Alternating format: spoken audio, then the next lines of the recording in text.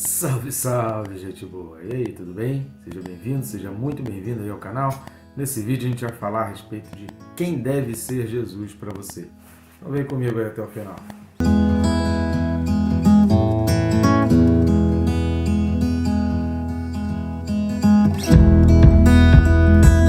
Antes de mais nada, querido, se você não está inscrito, inscreva-se aí. Por favor, clica aí no botão de se inscrever.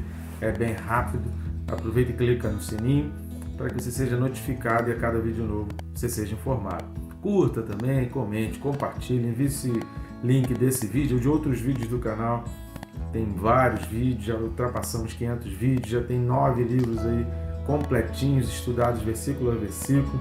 Então, com certeza, um deles vai falar profundamente ao teu coração ou pode fazer você lembrar de alguém para enviar. Então, encaminhe esse link, compartilha, recomende esse canal, que a gente tem feito tanto esforço para deixar aí a palavra de Deus comentada versículo a versículo, trabalho inédito e único aí no YouTube. Tu posso contar contigo? Muito obrigado para você que já vem fazendo isso. Texto desse vídeo, Apocalipse, capítulo 1, versículo 5.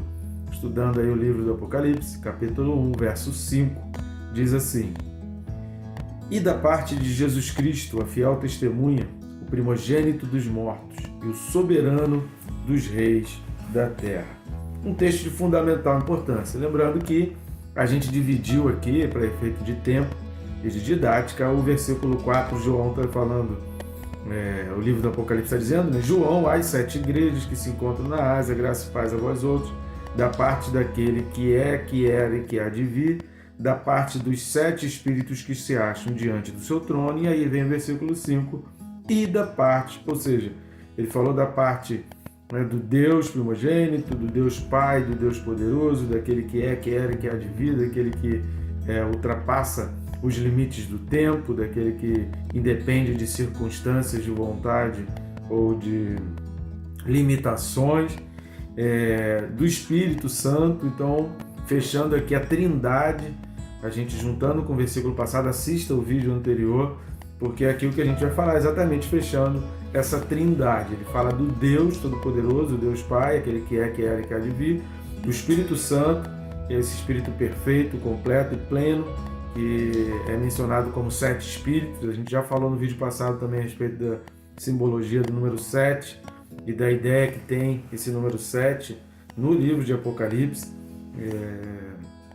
A gente falou, né, dos 7 ciclos de visão, dos 7 selos e tal. Então assista o vídeo passado aí. E nesse vídeo a gente vai falar a respeito exatamente de Jesus Cristo.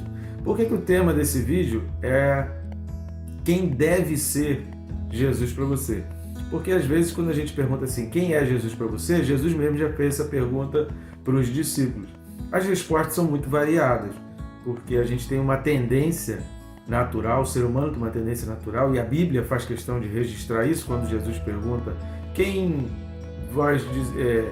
as pessoas dizem que eu sou? E quem vocês acham que eu sou? E aí lá em Mateus 16 tem isso registrado, e Pedro então responde, tu és o Cristo, o Filho do Deus vivo e tal. E Jesus fala que não foi carne nem sangue quem revelou. Por quê? Porque uma coisa é a gente imaginar quem é Jesus, uma coisa é o que as pessoas dizem que é Jesus, é a reencarnação, Jesus é amor, Jesus é isso, Jesus é aquilo. Uma coisa é o que várias pessoas dizem a respeito de Jesus. Outra coisa é o que o próprio Jesus diz a respeito dele e quem ele realmente é. Então, a gente precisa olhar para Jesus como ele deve ser olhado. A gente precisa entender quem é Jesus como ele deve ser entendido. E não como eu acho que tem que ser entendido ou como várias pessoas dizem que ele é. Então, essa é a diferença. Independente do que eu penso, do que eu acho, independente do que fulano, beltrano, independente do que o livro tal diz a respeito de Jesus, eu preciso entender a Jesus como Jesus diz que ele é e como a Bíblia diz que ele é. Não tem como falar a respeito de quem é Jesus fora da Bíblia. A gente pode até mencionar parte histórica, a gente pode até mencionar Flávio Josefo, a gente pode citar Lutero, Calvino, a gente pode citar Zwingli, a gente pode citar John Wesley, a gente pode citar um monte de gente, mas nenhum deles pode contradizer, pode ir na direção oposta, pode ir numa direção completamente diferente do que a Bíblia diz que é. Então o parâmetro é a Bíblia. comentários podem ter vários comentários, mas a própria Bíblia diz, olha, qualquer comentário, qualquer adicional, se não tiver de acordo com o que o próprio Jesus falou ou com o que a Bíblia está registrada, deixou para nós, seja amaldiçoado. E aí Paulo usa a expressão anátema. Então seja anátema, seja amaldiçoado. Porque a gente tem que se prender ao que a Bíblia diz. Porque se a gente começar a fugir do que a Bíblia diz, querido, aí é perdição total. E aí a gente não vai achar o caminho verdadeiro até Jesus. Tá? Então por isso que o tema desse vídeo é quem deve ser Jesus para você. Então esse é um momento em que a gente precisa ter muita humildade e muito espírito aprendizável, um coração ensinável para a gente primeiro receber o que Jesus está dizendo que Ele é, para depois a gente formular os nossos conceitos. Leia Mateus 16, eu recomendo a você, porque Jesus faz esse questionamento com os discípulos. Depois de um bom tempo caminhando com eles, Jesus pergunta: quem as pessoas dizem que eu sou? E quem vocês acham que eu sou? Porque isso é de fundamental importância. Porque a gente precisa pensar a respeito de Jesus da maneira como Ele diz que Ele é, o caminho, a verdade, a vida. E aqui João está deixando para nós. Antes que Jesus pudesse trazer todas as revelações do final dos tempos, dos transtornos, das mortes, antes que Jesus viesse trazer a revelação a respeito das coisas que aconteceriam, dos domínios, dos falsos mestres, dos falsos profetas, dos falsos governos, dos falsos crentes, da infidelidade de pessoas que dizem que são crentes, da marca da besta, que muita gente que está dentro da igreja iria se permitir ser marcado. Antes disso tudo, Jesus fala assim: é de fundamental importância vocês saberem quem eu sou. E aí, o versículo 4 fala do Deus Pai, fala do Espírito Santo, e o versículo 5 completa a Trindade. Então, o que a gente vê nos versículos 4 e 5 de Apocalipse são a explicação pormenorizada da Trindade divina. E por que é importante entender a Trindade divina? Porque o livro do Apocalipse vai mostrar uma trindade satânica. Porque o diabo, até nisso, ele vai imitar Deus, criando também uma trindade, onde existe um Pai, existe um Filho e existe um Espírito geral. Então a trindade satânica, ela vai ser revelada e já está pronto, aí a gente já está vivendo esse tempo onde isso está se revelando em oposição à trindade divina, da parte de Jesus Cristo. Aqui já começa porque Cristo não é o nome do Jesus, não é o nome de nascença de Jesus. Maria e José, quando deram o nome ao seu filho, não registraram como Jesus Cristo. Cristo significa o Messias, o enviado de Deus. Então, o que está dizendo é que aquele Jesus, ele é o Cristo. Aquele Jesus nascido de Maria e José, aquele Jesus que conviveu com João, aquele Jesus que subiu aos céus, como Paulo diz, escrevendo aos Gálatas, que foi testemunho de mais de 500 pessoas testemunharam Jesus subindo aos céus, aquele Jesus que derramou poder, que derramou o Espírito Santo, aquele Jesus, ele é o Cristo, ele é o Messias prometido no Antigo Testamento. Então, quando fala do Cristo, está falando daquele que foi prometido desde Gênesis 3. Então, lá em Gênesis 3, houve uma promessa de que haveria alguém a ser enviado. Essa expressão no grego, de alguém a ser enviado, é o Cristo. Então está dizendo que aquele Jesus que veio é o Cristo prometido desde Gênesis 3. Né? Não é só em Gênesis 3, porque todo o Antigo Testamento anuncia a vinda de Cristo. Inclusive todo o tabernáculo, todo o ornamento, todas as leis cerimoniais do Antigo Testamento apontam para Jesus Cristo. É por isso que muitas delas a gente não cumpre, porque a gente entende que se resume em Cristo. A gente precisa entender o princípio. A gente precisa entender para que ela existe. A gente precisa entender qual é a finalidade dela. Isso não perdeu, mas a prática dela, a gente entende que Jesus Cristo cumpriu. Quando a gente aceita Jesus como nosso Senhor e Salvador, aceitar como Senhor é diferente de aceitar só como Salvador, né? Que o Senhor é aceitar que Ele é o guia, é entender que a palavra dele vale mais, é entender que ele tem a primazia, que ele tem o privilégio, é entender que ele é o maior na nossa vida, como a gente vai ver aqui na frente. Então, ele é o Cristo, o Messias, o enviado. Fiel testemunha aqui é a palavra para mártir. Diferentemente do que a gente tem um pouco de conceito de mártir hoje, a ideia aqui de Jesus Cristo e a ideia que se tinha na época aqui é que estavam vivendo tempos de perseguição.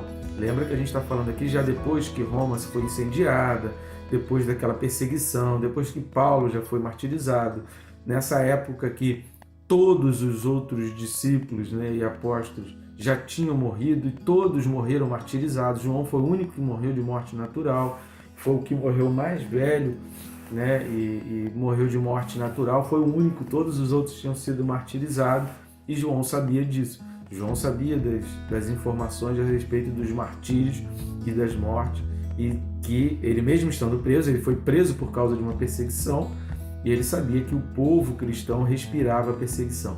Então ele está falando assim, olha, toda vez que vocês se sentirem oprimidos, que vocês se sentirem que existe uma perseguição contra você, lembra que Jesus Cristo, ele é a fiel testemunha, ele é o mártir fiel, ele foi alguém que foi fiel até a morte. Então é nele que eu me espelho, ele é o modelo.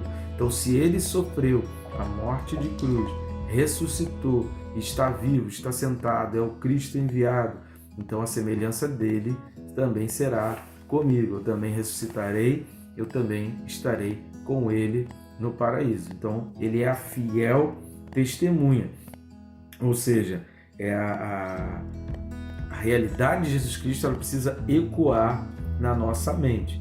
Então esse conceito de viver sobre a perseguição, ele precisa apontar para Jesus Cristo, que sofreu a maior perseguição de todas e foi o primeiro a morrer. Então, antes de qualquer outra pessoa morresse pelo nome de Cristo, o próprio Cristo, o próprio Jesus, se fez Cristo, se fez maldição, se fez vergonha e já morreu em primeiro lugar. Então, ele foi o primeiro, não foi o único.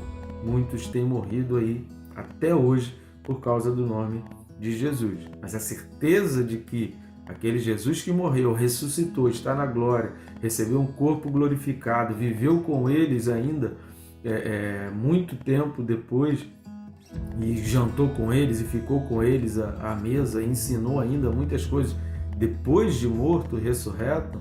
Então a gente tem a certeza de que nós podemos ficar tranquilos com relação ao pós-morte.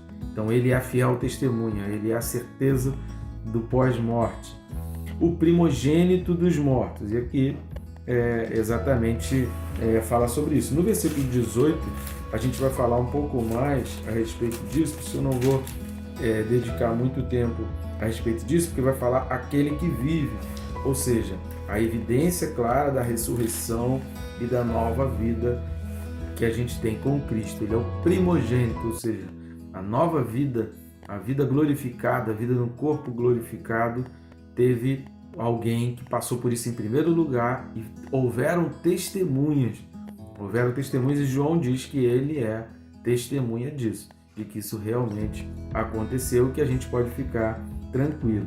E o soberano dos reis da terra. Cara, isso é tremendo. Quando a gente vai ver Colossenses 1,17, a carta de Paulo aos Colossenses, a gente também já tem ela completinha aí no canal. Assista aí todos os vídeos referentes a esse capítulo 1 de Colossenses.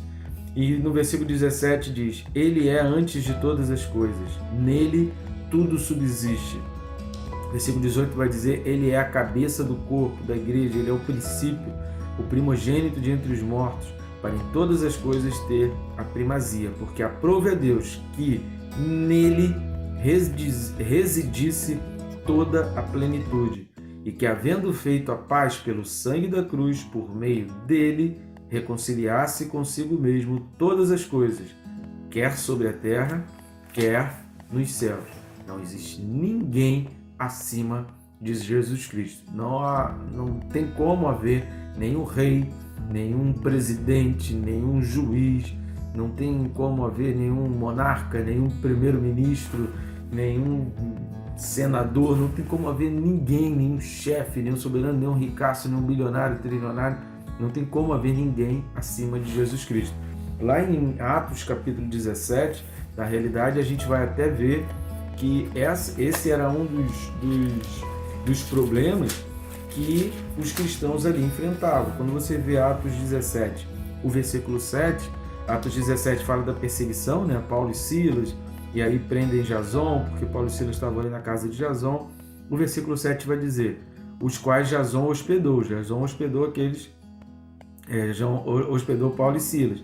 E vai dizer, todos estes procedem contra os decretos de César, afirmando ser Jesus outro rei. Então, já naquele tempo, havia essa preocupação de não admitir que Jesus fosse acima de algum rei da terra.